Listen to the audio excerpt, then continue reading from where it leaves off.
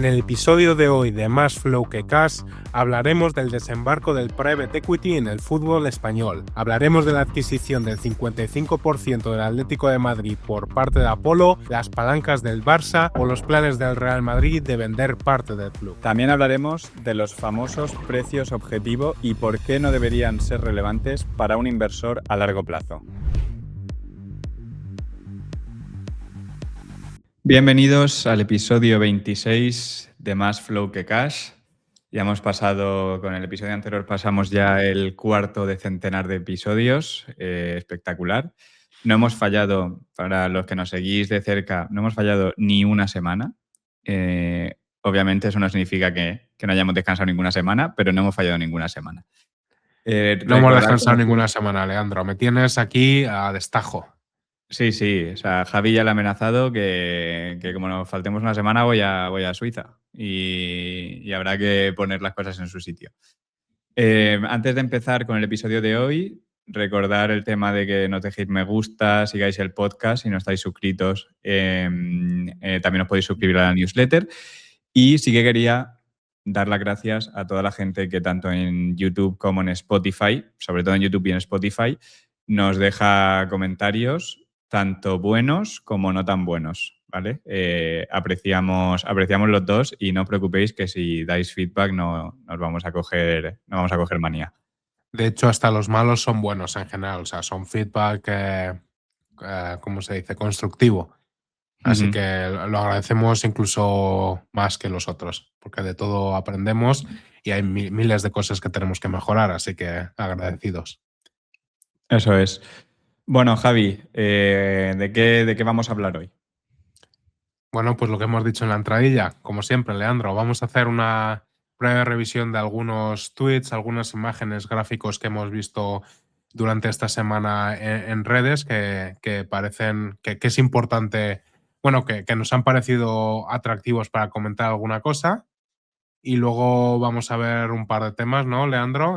Que creo que van a ser bastante interesantes. Venga, vamos directo al Sí, grano, y ¿no? Javi, solo por decir que vamos a hacer en la mayoría de episodios, yo creo que vamos a hacer este tipo de introducción hablando un poco de actualidad de mercado, de cosas interesantes, porque Javi y yo vemos muchas cosas en Internet y pues hay cosas muy interesantes de las que se puede hablar rápido al principio de los episodios y le da un toque de actualidad también al podcast. Sí, dicho lo cual, estamos en medio del ataque a Irán. Bueno, ya llevamos también, llevamos 5 días ya casi de ataque y no sé, iba a decir algo y ya se me ha olvidado. Da igual, los mercados están calentitos, pero también ya lo estaban anteriormente. Lo que te quería decir es que hoy estoy malo, entonces hoy voy a estar bastante denso y obstuso, así que espero que no tenga que hacer algún cálculo mental porque no me va a salir. No, lo que quería decir, Leandro, es he estado mirando últimamente bastantes empresas y estoy sorprendido con las valoraciones de muchos negocios, por así decirlo, negocios decentes, pero negocios normales, con crecimientos normalitos, con rentabilidades normalitas y que están cotizando a unas valoraciones que estoy bastante asombrado. O sea, realmente valoraciones muy exigentes para negocios mediocres. Estoy realmente sorprendido. Mira, Javi, yo te debo decir que cuando me puse a mirar todo el tema de la cadena de suministro de los data centers, ¿vale? Ahí obviamente te encuentras, pues llegas a muchas empresas de construcción y llegas a empresas que en inglés se llaman contractors, ¿vale? Que básicamente es gente que te vende mano de obra para pues, montarte el data center. Unos múltiplos espectaculares, ¿no? Y también había múltiplos, bajo mi punto de vista, excesivos en todo el tema de infraestructura de enfriamiento de IA, ¿no? Dicen, no, es que como se aprovechan de la IA, y digo, ya, pero esto está comoditizado, ¿no? Entonces, en un momento en el que la oferta pueda equiparar a la demanda, los márgenes aquí se van a ir a donde estaban. O sea, he visto negocios que crecen y ellos mismos te dicen que van a crecer al 6-7%, negocios competitivos, industriales, con requerimientos de capital, cotizando a más de 30 veces beneficio. Ok. Bueno, vamos a lo que vamos. La primera slide que queríamos enseñar hoy es esta, que es un tweet que se ha hecho, yo creo que bastante viral, ¿no? Como que está habiendo un aumento de contratación de ingenieros de software, a pesar de toda la narrativa de la IA, y esto le sirve a mucha gente y te pone este tweet argumentando que, bueno, pues que es como que no está pasando nada y que todos los miedos que pueden haber, pues no son fundados, ¿no? Y siempre, el punto aquí es, intentad siempre buscar más allá, ¿no? Porque hay muchos, sobre todo cuando la gente enseña gráficos y cosas así, son bastante interesadas, ¿vale? Para que veamos en comparación la subida que hemos visto en los 2 últimos meses, a lo mejor ya no tiene tanta relevancia, ¿no? Viendo esto.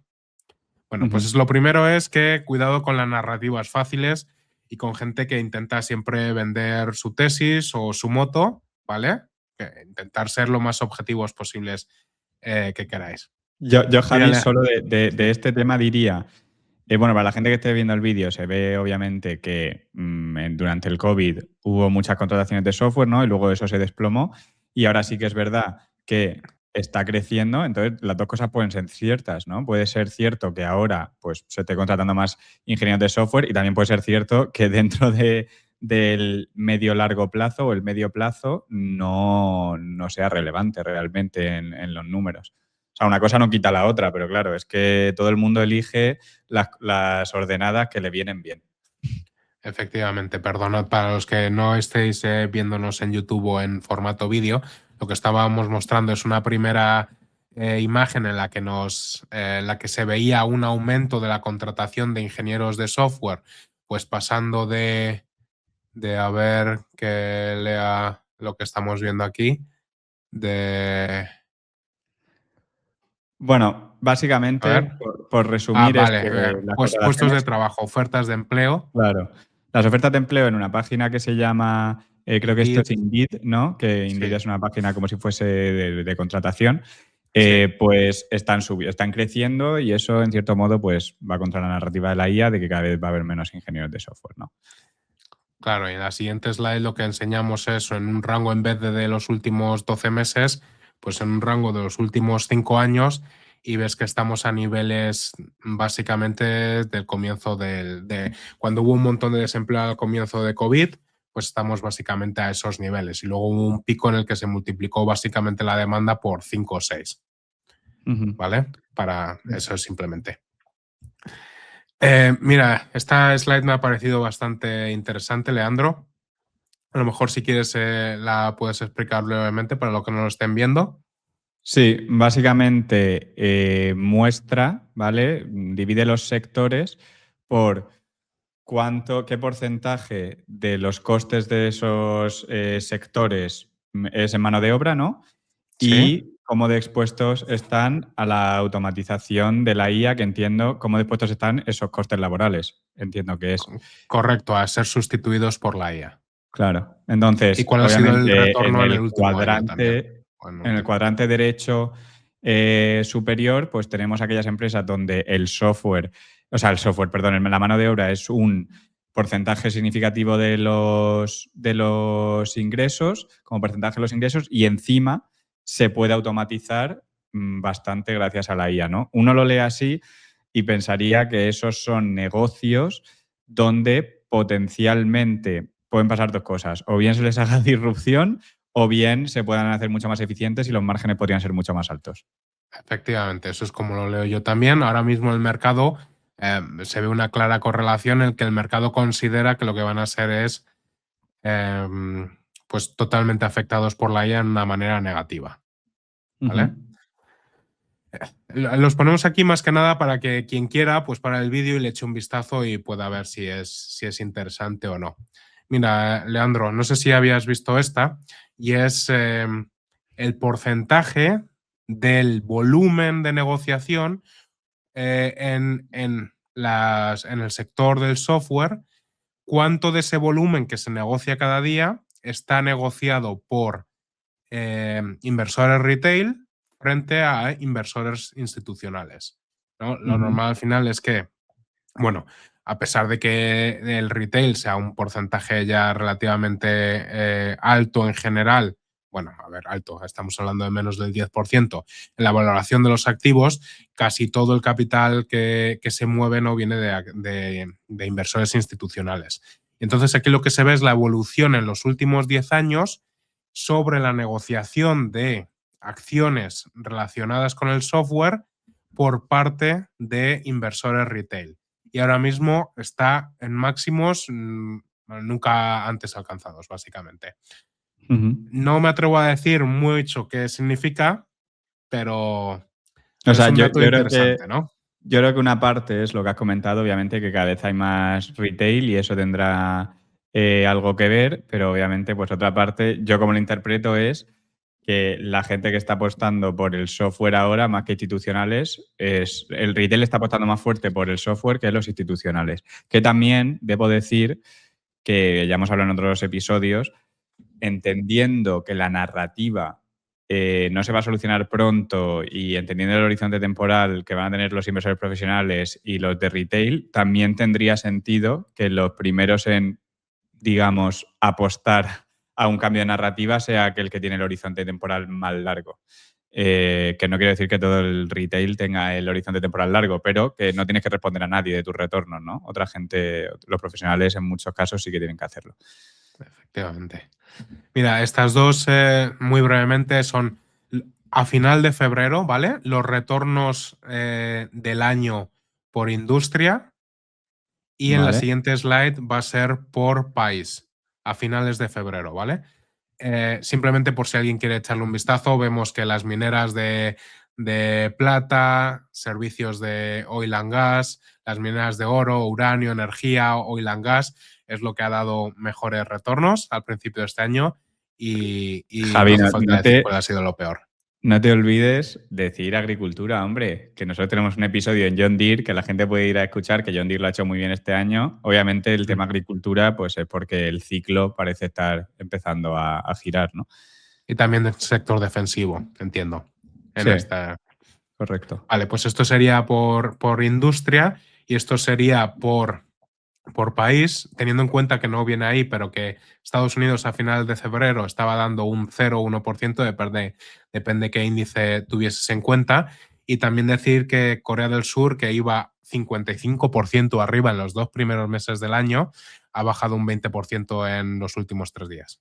Sí, También o a sea, tener en cuenta. el de Corea del Sur es interesante el caso, ¿no? Porque la gente se queja de la concentración. Bueno, la gente en general se queja de la concentración de los índices americanos solo para irse fuera y ver que la concentración en muchos países es muchísimo más alta en los índices que en el índice americano. Pero creo que, no sé si me equivoco, pero en Corea del Sur creo que 2 empresas, Samsung y creo que SK Hynix, son el 50% del índice. Claro, todas las empresas de memoria que llevan unos retornos espectaculares han sufrido malos rendimientos. Básicamente, comprar Corea, que es lo que está haciendo la gente, es apostar por las empresas, por la industria de chips de memoria, así que no tiene otra.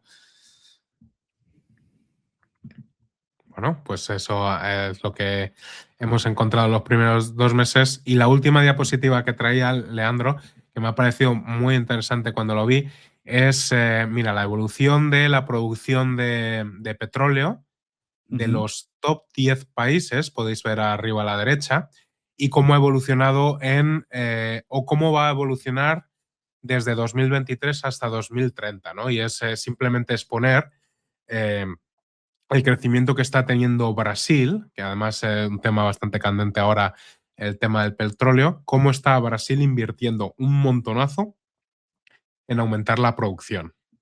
Simplemente porque puede que haya gente que esté interesado en el sector, especialmente ahora. Para que tengáis una idea también y de las proporciones, ¿no? De la cantidad de millones de barriles que generan los diferentes países, ¿no?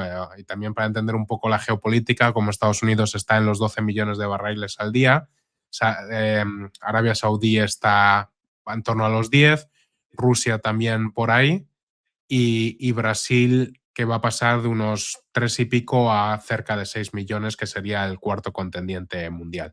Interesante cuanto menos. Y mirad que Irak o Emiratos Árabes, Irán y Kuwait están todos más o menos en torno a los 3 y pico.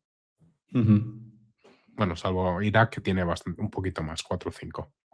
Vale, pues Leandro, esto hasta aquí, el tema introductorio, y ahora vamos con el tema que traigo hoy para el podcast, tema principal, que es el desembarco del sector del private equity en el fútbol europeo. No sé cómo lo tienes esto. ¿Lo tienes? ¿Lo A conoces? mí, yo soy muy seguidor de todo el tema fútbol y también sigo el tema del private equity, pero no los he seguido juntos. Vale, yo el fútbol he de decir que desde hace, diría, 15 años no lo sigo en absoluto.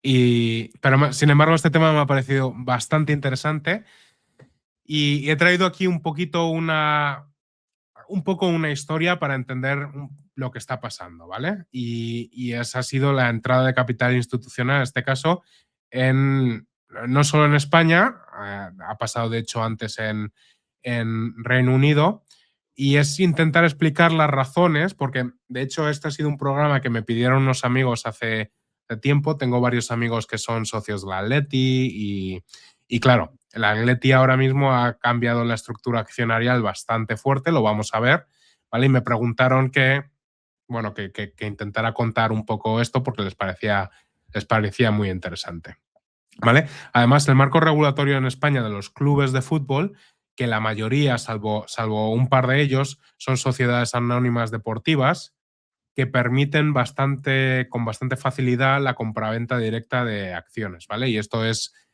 bastante relevante para dar facilidad a esto.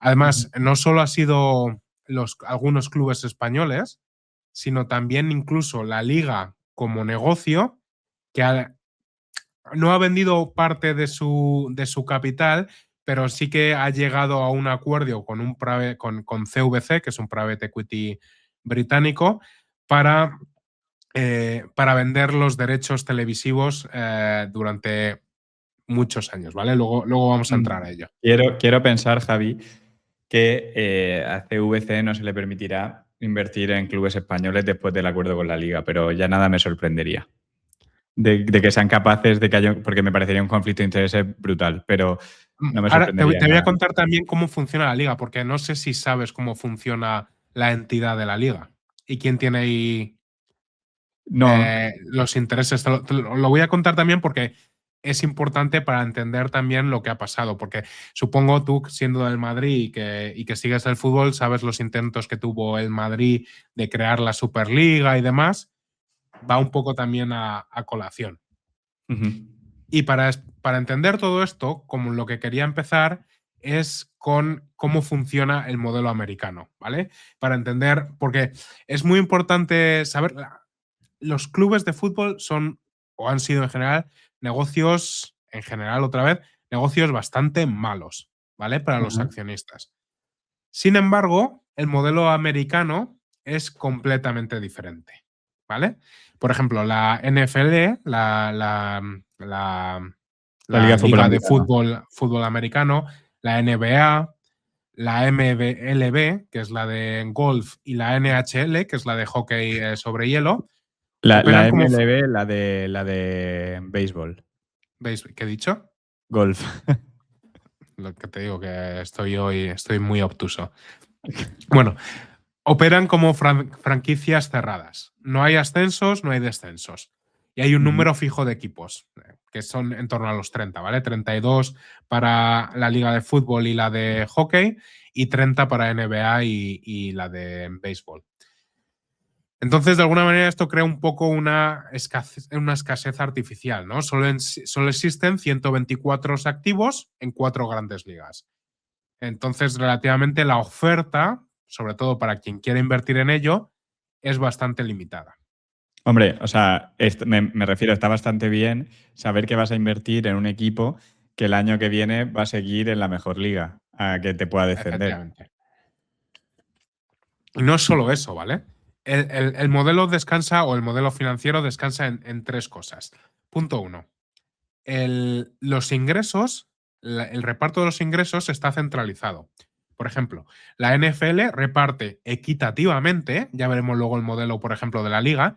La NFL reparte equitativamente entre los 32 equipos un contrato de televisión que han firmado de 125.000 millones por 11 años, luego unos 11.000 y pico millones al año, ¿vale? Que le entra de ESPN, NBC, CBS, Fox, Amazon, etcétera, ¿vale? En lo que garantiza más o menos para cada uno de los equipos 400 millones anuales, sin importar los resultados, ¿vale? 400 millones. Por ejemplo, y esto es, obviamente, la Liga Nacional de Fútbol Americano es la más grande, pero la NBA ha firmado por los próximos 11 años 76.000 millones, ¿vale? De ingresos únicamente de contrato de televisión, que triplica el contrato anterior, solo para que nos hagamos una idea. Vale, pues un equipo recibe solo de contratos de televisión, 400 millones, y la NFL tiene un tope rígido de costes laborales de 300 millones por equipo. Y cada una de ellas tienen más o menos, dependiendo de la NBA, tienen algunas excepciones y demás, pero en general tienen capados los costes, lo que te genera ingresos de EBITDA, más o menos, o márgenes de en torno al 20%. Vale. Más o menos asegurados. ¿Vale? ¿Qué ha pasado? Pues que la valoración media de algún. Esta gráfica, de hecho, estos números están desactualizados, lo siento. Os puedo dar aquí alguna actualización. Por ejemplo, el equipo que más vale, que son los Dallas Cowboys, está valorado ahora mismo en unos 12.800 millones. 12 billions, ¿vale? 13 billions casi. Y la media del equipo, más o menos, de un equipo de la NFL está en los 7 billones. Los Ángeles Lakers, por ejemplo, se han vendido en 2025 por 10 billones, que fue un retorno de 150x para quien era el dueño que lo había comprado en 1979. O los Boston Celtics se vendieron en 2022 por 6.000 millones. Ha habido un incremento en la valoración de los equipos en los últimos años muy loca. Y de hecho, un promedio que han hecho algunos estudios han calculado que la rentabilidad que ha tenido los dueños de un equipo de una franquicia de Estados Unidos ha sido en torno al 13,2% anualizado en las últimas décadas. Mira, y esto es, entonces, lo que han hecho, han empezado, las reglas han empezado a permitir que entre capital institucional de forma progresiva. Por ejemplo, la Liga de Béisbol ha permitido hasta el 30% de inversión por equipo. La NBA, que era hasta un 20% en un máximo de 5 franquicias, etcétera, etcétera, ¿vale? Entonces, hay algunas firmas como Agnos Partners, que fue adquirida, de hecho, el mes pasado por KKR, que tiene participaciones en más de 20 equipos. ¿Vale? Vale. O sea, que es un private equity básicamente centrado en invertir en franquicias deportivas. Sí, y ahora lo vamos a ver porque, de hecho, Apolo, con la compra del Atlético de Madrid, es un fondo exclusivo para participaciones en equipos no estoy seguro si solo de fútbol. Vale. Vale, entonces, a día de hoy hay 74 equipos norteamericanos que cuentan con participación de private equity. Estamos hablando de más de la mitad de los equipos tiene una participación de private equity con un valor colectivo superior a los 200 billones. Estamos de inversión de private equity. Y si comparas esto con el modelo europeo, la diferencia es brutal, ¿no? En Estados Unidos tienes ingresos predecibles a una década vista y los múltiplos de valoración, flipa, para la NFL, para equipos de la NFL, han pasado de 6 veces ingresos, o sea, 6 veces facturación, a más de 10 en los últimos 5 años. 10 veces ingresos. Bastante loco, ¿eh? Sí, sí. Equipo... Eso es en el caso de la NBA con los beneficios, digamos, capados, eso es 50 veces EBITDA. Sí, correcto. Luego te voy a contar a lo que ha adquirido Apolo la participación en el Atlético de Madrid. Que no tiene este modelo tan recurrente, entre comillas. Claro, aquí tienes, por así decirlo, el beneficio asegurado durante muchos años, ¿no? Porque Asegurado más o menos, sí. sí, Nada o que sea, ver te con el están diciendo, Atlético. te voy a dar esto, que encima ya no lo han pagado y tú solo gástate esto. Vale. Entonces, ¿cómo ha llegado el capital? Voy a pasar adelante. Vale. ¿Cómo ha llegado el capital del private equity a la Liga Española? ¿Qué es lo que pasó? Pues todo fue un poco una detonación a raíz del COVID-19, porque ese año los equipos, los ingresos por día de partido cayeron como un 70%, ¿vale? Y todos los equipos de primera división palmaron como 900 millones de euros solo en el 2020-2021, la temporada esa, de los cuales más de la mitad fueron del Barcelona. O sea, ¿Vale? me imagino que hay en cierto modo influenciado por el hecho de no tener público, obviamente. Correcto. He estado mirando más o menos, de hecho no, lo vamos a ver luego, pero puedes hacerte una idea que los ingresos de un equipo de fútbol, y de una manera muy, muy, muy somera, ¿vale? Son un cuarto son la venta de activos, es decir, al final la venta de jugadores y demás, y esto obviamente cuenta más para los más grandes. Luego tienes un 25, más o menos un cuarto es eso, un cuarto es la facturación que sacas con el estadio, un cuarto son los derechos televisivos y demás media, y otro cuarto comercial, venta de camisetas, venta de patrocinios, Vale. etcétera. Un número muy gordo, ¿vale? Luego depende de cada uno de los casos. Entonces, ese año el Barcelona palmó casi 500 millones de euros, ya está bien, ¿vale? Y entonces lo que pasó es que el tope salarial que pudo tener al año siguiente se redujo un 65%. Si sabes, la UEFA está tratando de imponer límites salariales para intentar mejorar la salud financiera de los clubes. Pero claro, los clubes siempre se buscan las triquiñuelas para intentar seguir contratando a los mejores jugadores y demás. Entonces, el gasto que pudo hacer el Barcelona pasó en coste de plantilla, pasó de 389 millones a unos 138, lo que provocó que fue el año en el que Leo Messi se fue al PSG, por ejemplo. Vale. O sea, Javi, ¿Vale? cualquiera que te escuche no se va a creer que lleve 15 años sin seguir el fútbol, ¿eh? Te lo juro, o sea, a ver, a veces me manchan los oídos, pero estoy totalmente desconectado. Pero me lo he estado mirando porque me ha parecido bastante, bastante interesante. Hay que tener en cuenta, además, que existe una brecha muy, muy grande entre los ingresos que consiguen la liga como entidad o los equipos de la liga frente a la Premier.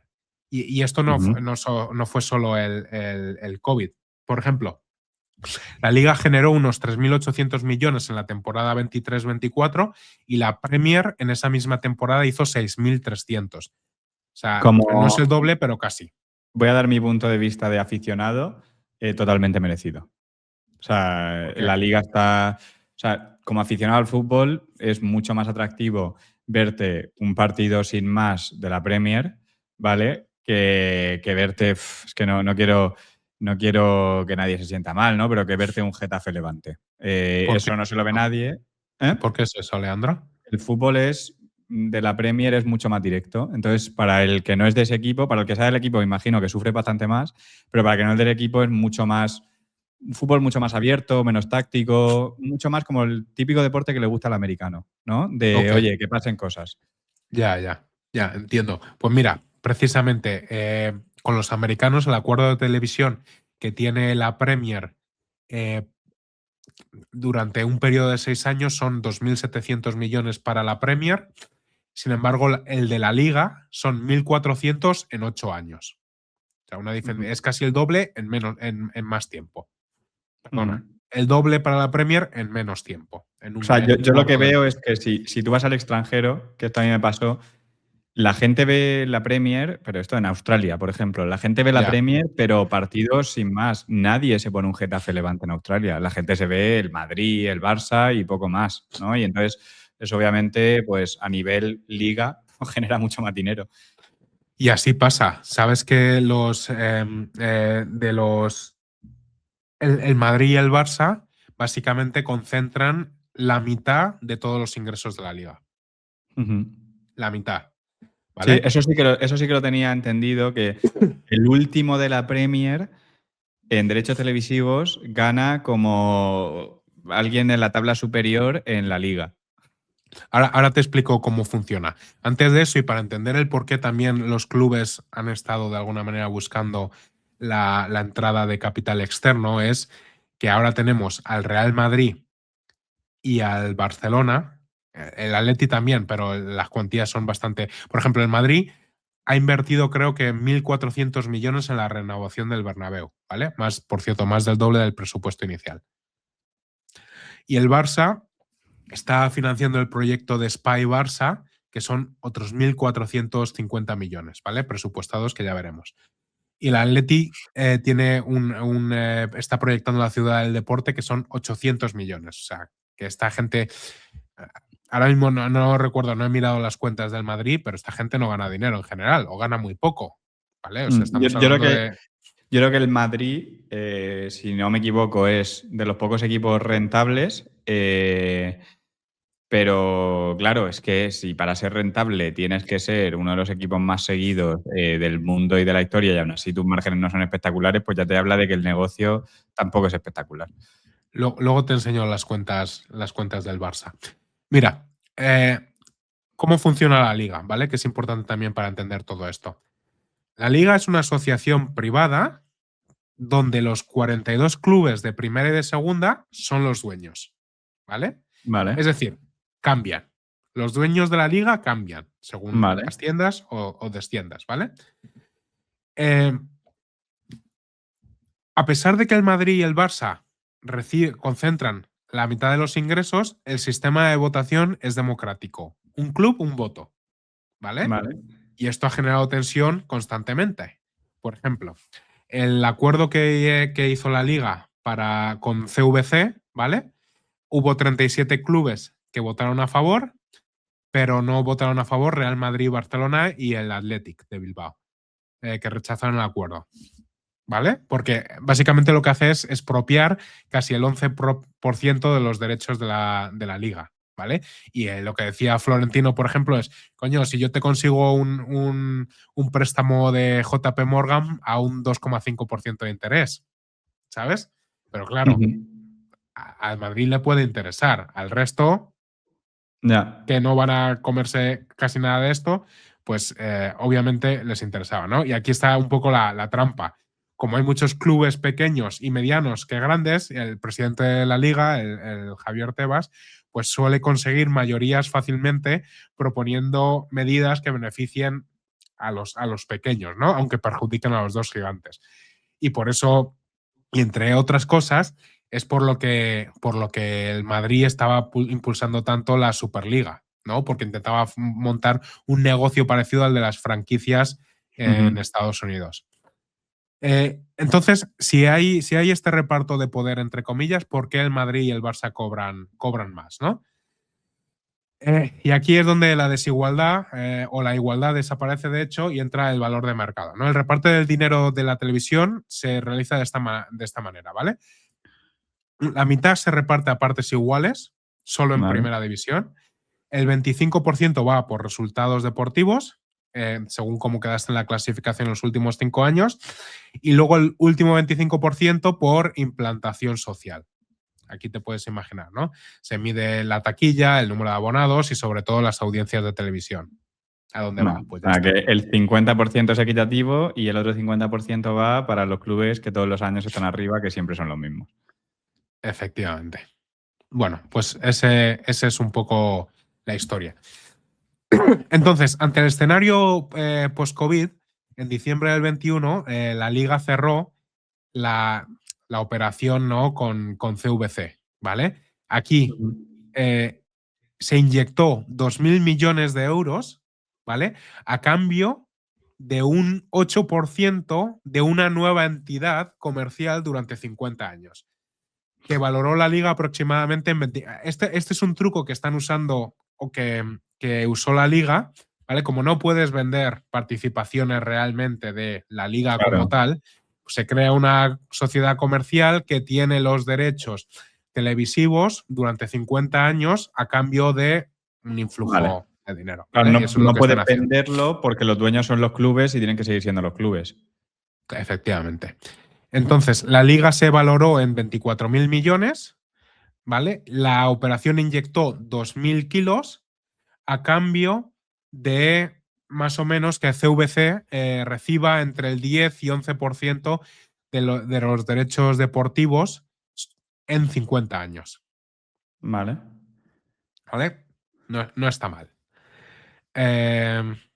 Sí, y bueno, básicamente es un poco lo que pasó.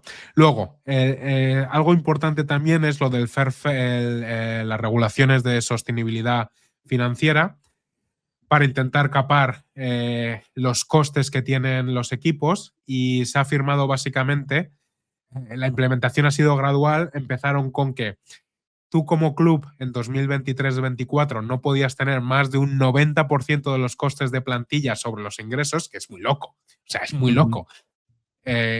Y ha bajado, y ahora el año que viene va a ser 70%, y ahí se va a quedar. O sea, un 70% solo de costes de plantilla. Y que seguro que son capaces de encontrar subterfugios legales para saltárselo de alguna manera o de otra. Hombre, Pues poniendo.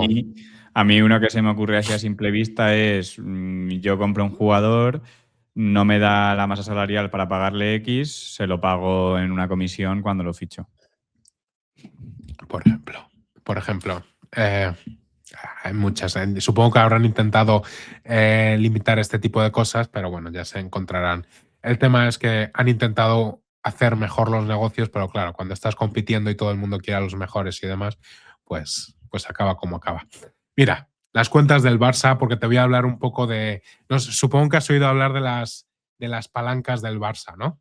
Hombre, si el Barça está más de moda en Wall Street casi vamos, que una empresa multimillonaria. Mira, macho, mírate los resultados del año que quieras. O sea, es espectacular, ¿eh? EBITDA, solo EBITDA, en 2021-22, 20 millones, en 2022-2023, menos 200, tú. Y bueno, luego dan beneficio neto, que ya incluyen ahí la entrada de las palancas, obviamente, ¿no? Claro. Estaría guay como ejercicio darle, que además es un poco relacionado con lo que voy a hablar yo luego, darle esto a los analistas del sell side y decirles, valórame esto. A ver qué saca. Mira, lo que ha hecho el Barça para conseguir dinero y poder seguir A flote. pues sí, a flote o intentando luchar por la subsistencia en el futuro. Vendió a Sixth Street Partners, les vendió el 10% de los derechos de televisión de la liga durante 25 años, básicamente lo que hizo la liga con CVC, por 267 millones. ¿Vale? Vale. En julio del 22, apenas 3 semanas después de esto, porque es cuando el Barça estaba realmente mal, el fondo inyectó otros 400 millones para conseguir un 15% más sobre los derechos televisivos, ¿vale? Entonces el Barça ha cedido el 25% de los derechos televisivos por 25 años a cambio de 667 millones. El coste anual para el club es de unos 41 millones anuales, ¿vale? Lo que implica un coste total de unos 1.000 a cambio de 667 ahora. Esto de valores estáticos, ¿eh? Luego en el futuro supuestamente crecerán, entonces, pues. Sí, pero vamos, que es claramente un movimiento que haces cuando lo necesitas y no porque quieras. Efectivamente. Luego también se han vendido la mitad de del negocio de Barça Studios por 200 millones, ¿vale? También han vendido como el 50% de... No, iban a vender la parte de merchandising, el 50%, pero creo que la Junta decidió no ejecutarla y demás.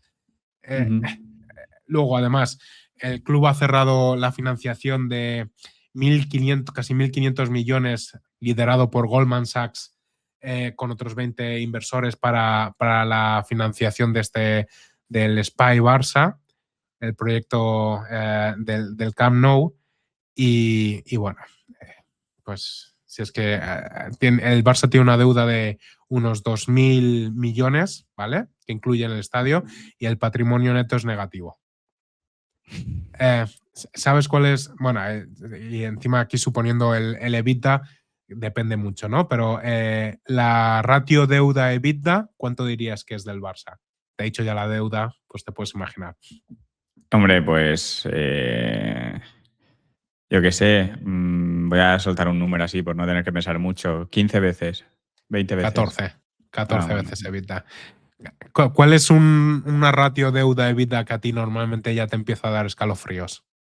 Depende del negocio, obviamente, y de la recurrencia, pero por encima de 3 ya tiene que ser un negocio bastante recurrente, diría yo. Vale, pues solo 14, Leandro. O sea, es carne de cañón para que tengas una mala temporada. Bueno, Sí, no, se pueden poner está las claro. cosas bastante complicadas. Venga, y voy a acabar para no pasarme mucho de tiempo. Voy a hablar con el Atlético de Madrid, que era lo que mis amigos me pedían. Te voy a mostrar, de hecho, esto. El Atlético de Madrid, la diferencia es que es una sociedad anónima deportiva, no es un club que pertenece a los socios como es el Barça, ¿vale? Entonces ellos pueden vender acciones.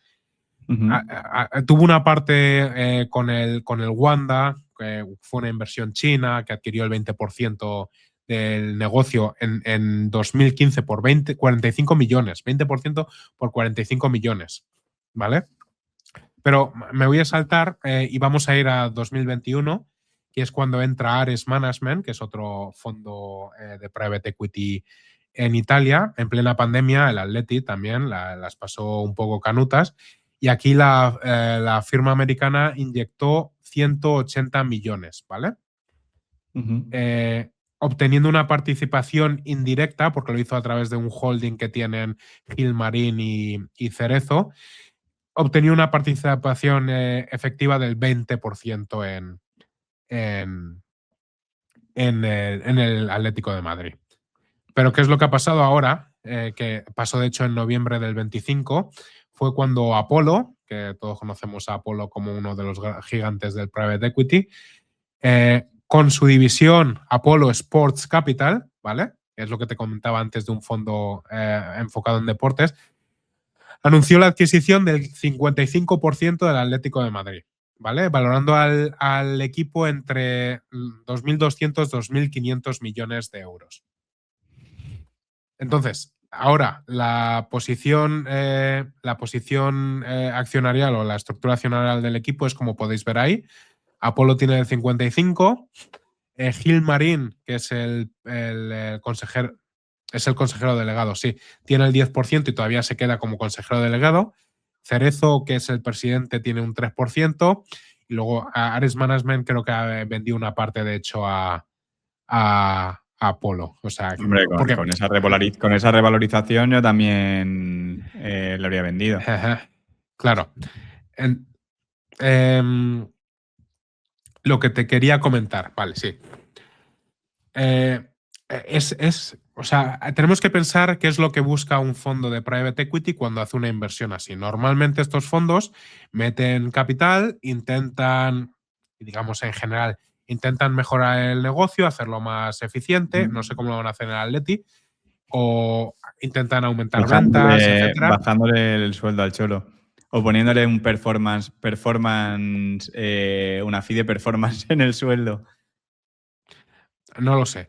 Para que tengas una idea, los ingresos del Atleti en el 23-24 fueron entre alrededor de 440 millones de euros, ¿vale? Hemos dicho que se ha valorado el negocio a 2.500, ¿no? 2.500, ¿vale? Estamos en 5 veces, 6 veces ventas. ¿Cuál crees que fue el beneficio neto del Atleti en el 2023-24? 10 millones.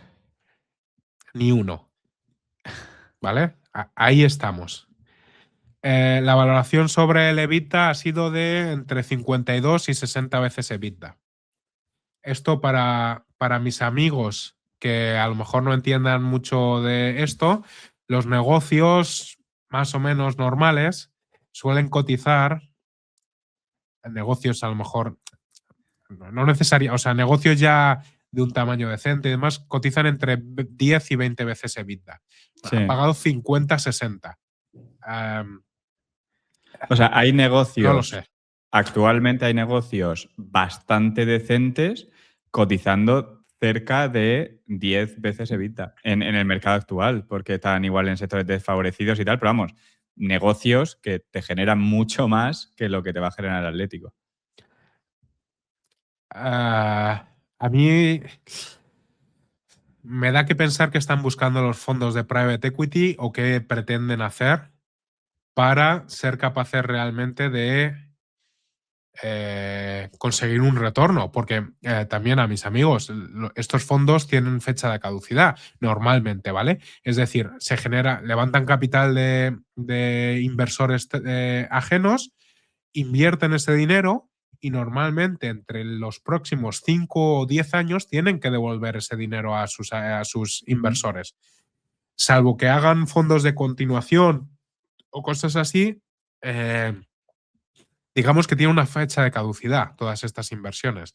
Y no sé quién va a ser el campeón que va a comprarse luego el Atleti dentro de 5 o 10 años a una valoración que tiene que ser mucho más alta para que esta gente haya hecho una rentabilidad decente en ese periodo de tiempo. Entonces, yo supongo que la estructura de costes no puede cambiar mucho porque es un negocio muy competitivo en el que todo el mundo quiere tener a los mejores jugadores. Los jugadores además son estrellas que están mal criadas y que quieren ganar todos los años mucho más. Y los beneficios pueden crecer, obviamente, pero no es tan fácil. O sea, Sí. te suben el abono muchísimo y tienes el estadio lleno de conciertos y suben los precios de la camiseta muchísimo, como han hecho en las últimas décadas, o...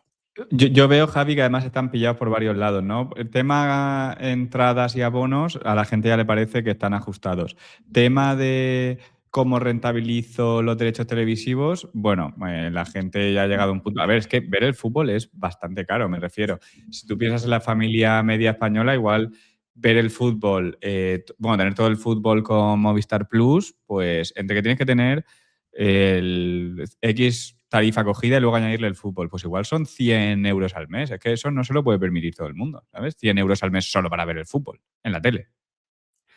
Pues yo me temo que esto solo puede ir para arriba porque va a haber una presión de todas estas firmas para generar más ingresos. La gente que paga un abono, no sé ya ni lo que cuesta un abono, pero me imagino que estará cerca de 1.000 euros.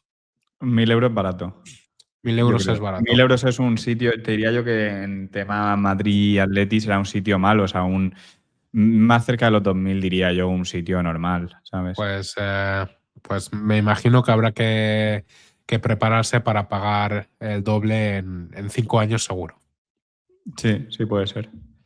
Y por último, ya para acabar, dejamos aquí como gotita que el Madrid obviamente es otro club que es del que los socios son dueños y no puede vender una parte de su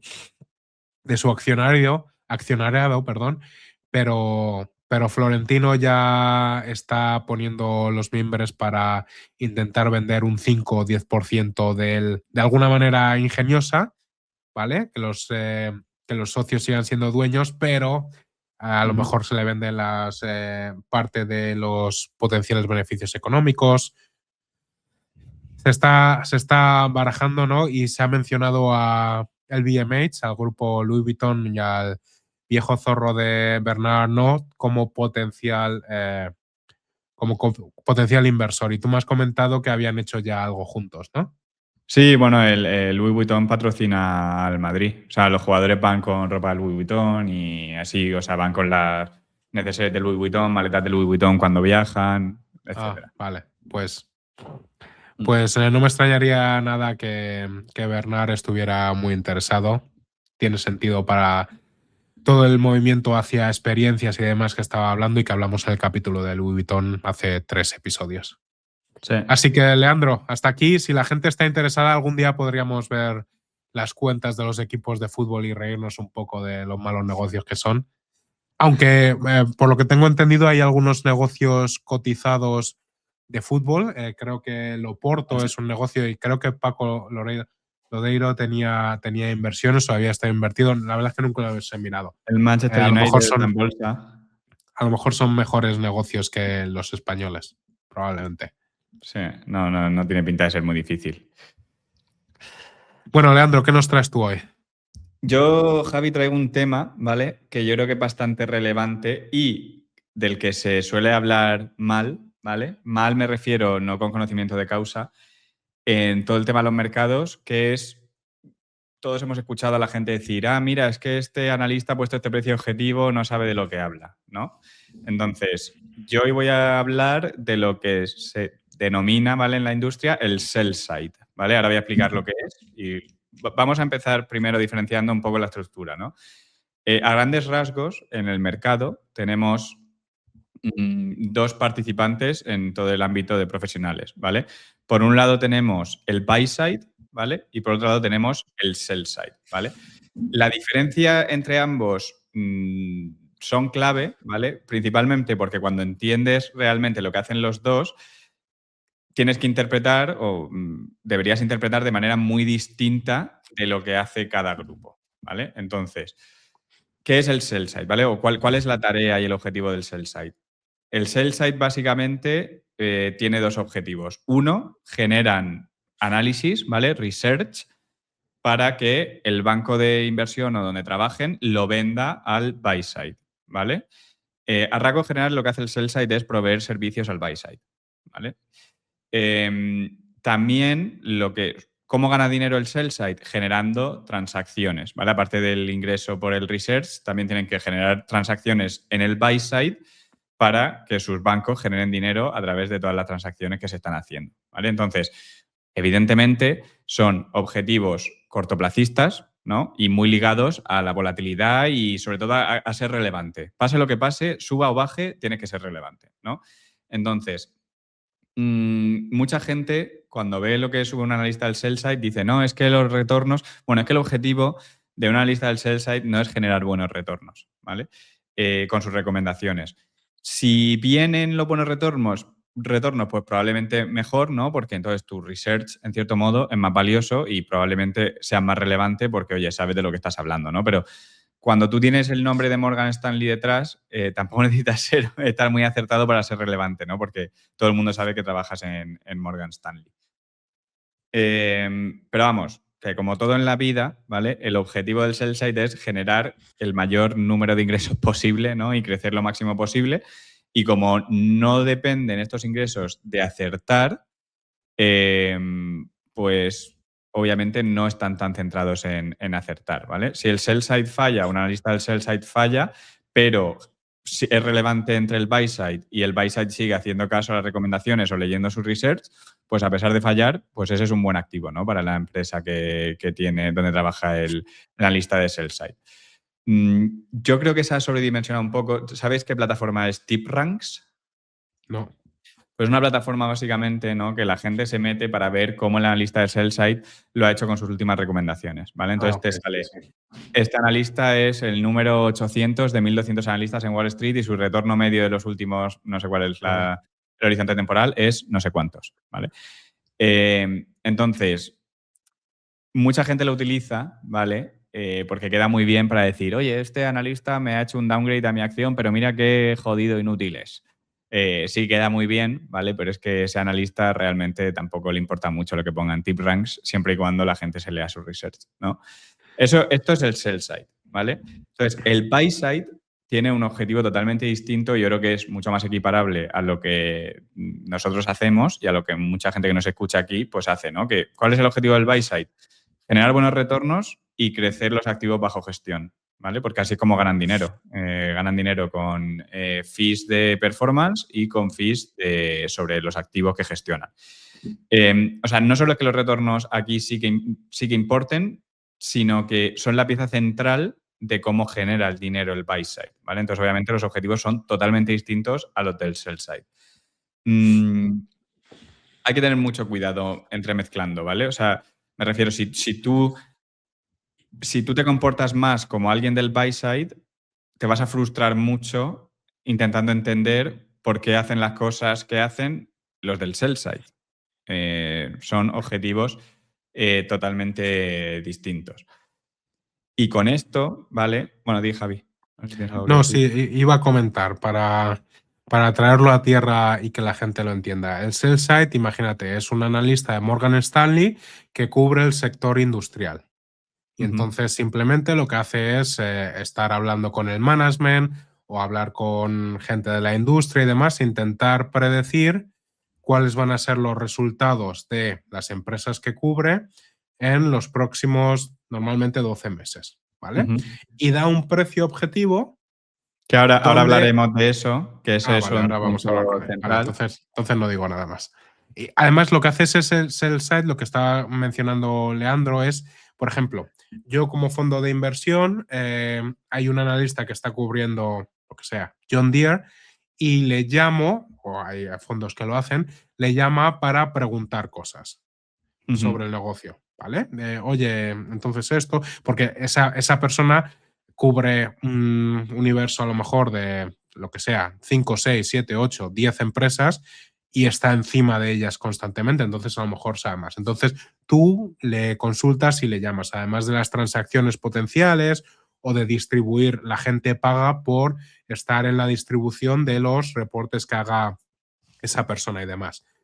Y le Pues puedes también... llamar Javi también solo para entender el consenso, ¿no? Porque el consenso que se ve del mercado, eso es mayoritariamente es el sell side, ¿no? Entonces, oye, ¿por qué crees que los ingresos van a crecer esto y no esto? Bueno, pues él te puede decir más o menos cómo ha modelado y tú puedes más o menos entender lo que piensa el mercado, ¿vale? Que luego hay otro consenso que no es público, pero hay otro consenso que es el buy side, ¿no? Entonces... Hay gente que argumenta que las acciones se mueven más en torno a lo que espera el buy side que a lo que espera el sell side, a pesar de ser lo del sell side lo público, ¿no? Pero bueno, también el buy side pues le puede llamar y entender lo que él proyecta y lo que ellos están proyectando internamente para entender un poco por dónde van los tiros. Sí, y el buy side sería cualquier inversor que realmente invierte en esos negocios. Tan fácil como eso. Sí. O sea, cualquier fondo de inversión o cualquiera de nosotros invirtiendo por nuestra cuenta. Sería el equivalente al buy side. Entonces, tú, Javi, has traído aquí el tema candente, ¿no? Que es el de los famosos precios objetivos o price targets, ¿vale? Que normalmente se escriben en inglés como PT, ¿vale? Una P y una T. Entonces, obviamente, yo creo que todo el mundo habrá visto, de hecho, la gente estará más familiarizada, más que con el research, con esta parte, ¿no? Cuando el sell side no solo provee el análisis, sino que te dice, oye, te hago una recomendación de, la voy a simplificar, compra, mantén o vende la posición, ¿vale? Y te pongo un precio objetivo, ¿vale? Y obviamente ese precio objetivo determina la decisión. Si el precio objetivo está muy por encima del precio actual, no te voy a decir que la vendas. No voy a decir lo que opino de los precios objetivos, ¿vale? Pero es que si miramos lo que incluyen, ¿vale? Lo que hay detrás de los precios objetivos, es que no hace falta decir lo que opinas. Lo que hay que hacer es ignorarlos, ¿vale? Para empezar, como tú has dicho antes, Javi, son a 12 meses. Entonces, eso ya es algo a tener en cuenta, que la gente no lo sabe, ¿no? La gente se piensa que lo que está haciendo el sell side es una valoración intrínseca del negocio. No es eso, ¿vale? Es dónde creo yo que va a estar el precio en los próximos 12 meses. Entonces...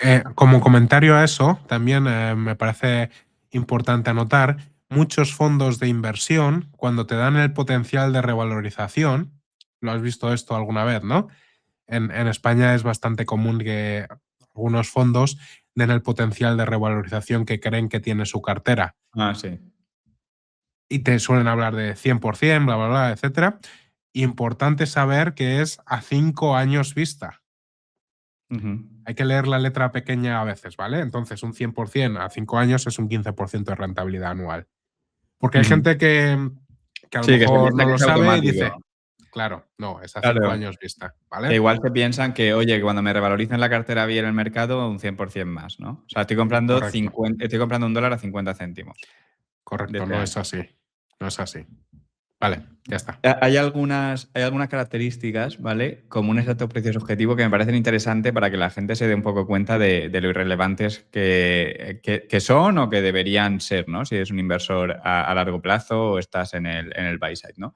Yo, dicho esto, debo decir que creo que es relevante o puede añadir valor, bueno, en cierto modo, mucha gente del sell side hace buen research, a pesar de que luego tengan que, por su trabajo, darte una recomendación y que esa recomendación sea una mierda, pero hacen buen research. Y luego creo que también es interesante entender qué opina el sell side sobre las empresas que tienes en cartera, ¿no? Porque al final eso, en cierto modo, es donde está el consenso del mercado y tú tienes que entender un poco cómo la empresa lo puede hacer frente a ese consenso a largo plazo. Entonces, primera característica común a los precios objetivos, ¿vale? Suelen siempre tender al optimismo, ¿vale? Javi, si yo te pregunto, ¿cuál crees que es el ratio de recomendaciones de compra a recomendaciones de venta en Wall Street? ¿Qué me dirías? 85, 80, 90% perdón, compra frente a venta o mantener incluido. Bueno, todo lo que sea, yo creo que el mantener lo evitan. Plan, compra o outperform frente a venta o underperform. 80% por lo menos es compra. Vale, bastante cerca, es un 5-1, ¿vale? O sea, el motivo, además de esto, es que la gente dice, no, que el ser humano es optimista por naturaleza. No, el ser humano tiene unos incentivos y esos incentivos los cuida, ¿no? Entonces, una mala calificación sobre una empresa puede dejar a la lista del sell side sin acceso al equipo directivo. Entonces, si no tienes acceso al equipo directivo, tu research ya va a ser bastante más malo que el de la competencia, que probablemente tenga muchos más datos, ¿no? Además, a lo mejor no te invitan a la próxima comilona y demás. Claro. Luego, ¿vale? Otro tema a tener en cuenta aquí que se ha intentado corregir, pero que yo creo que es imposible corregirlo, son los conflictos de intereses. Si yo trabajo en Morgan Stanley en el sell side y Morgan Stanley también le puede proveer otros servicios a esa empresa, ¿vale? Como puede ser cualquier M&A, pues obviamente si la empresa tiene de Morgan Stanley una calificación pésima, pues va a ser raro, ¿no?, que le den otros servicios.